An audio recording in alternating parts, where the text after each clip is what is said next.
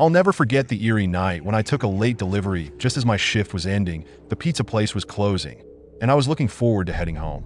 But the phone rang. I was the only one working the counter, so I answered it. At first, there was only silence on the line. I hung up, but the phone rang again a minute later. This time, I heard the faint, cold voice of an elderly woman. She ordered a regular pizza for delivery. I was frustrated but stayed polite. I didn't want to make the delivery, but my boss insisted, so I reluctantly agreed. The address was 7 miles away, in a quiet neighborhood. When I arrived, the house was small and dark, with no lights on. I rang the doorbell, but no one answered.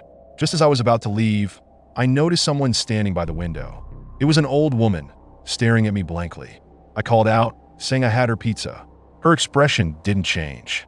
Then, suddenly, a wide, unsettling smile crept across her face, a smile so unnatural, it sent chills down my spine. Terrified, I placed the pizza on the doorstep and returned to my car.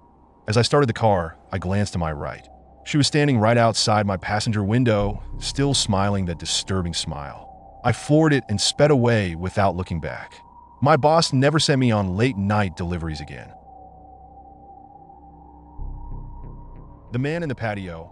It was a late evening delivery to a remote lake house, far from the main town. The house looked old and abandoned, surrounded by tall grass and dense woods.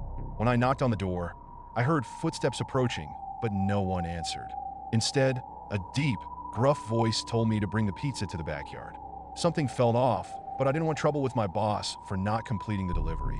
Reluctantly, I walked around the house to the backyard. There was a patio with a table and 4 chairs. One chair was occupied. Someone was sitting there, facing away from me. I called out, "Excuse me," but the figure didn't move. As I stepped closer, I suddenly heard a voice behind me, saying, "Over here. I want to show you something."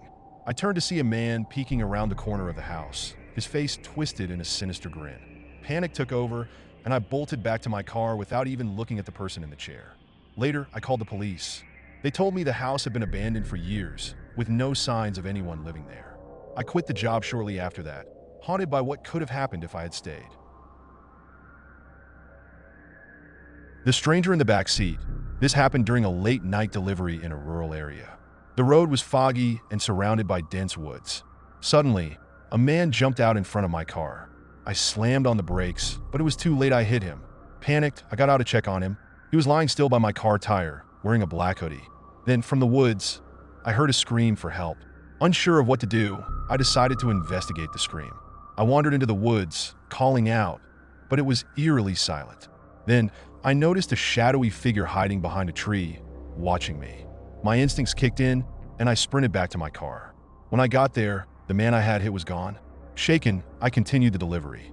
When I arrived, the woman who opened the door casually asked, "Do you guys have delivery partners now?" Confused, I turned to see someone sitting in my back seat.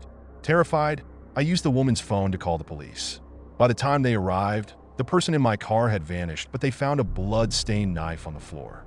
I can't stop thinking about what could have happened if I hadn't noticed him.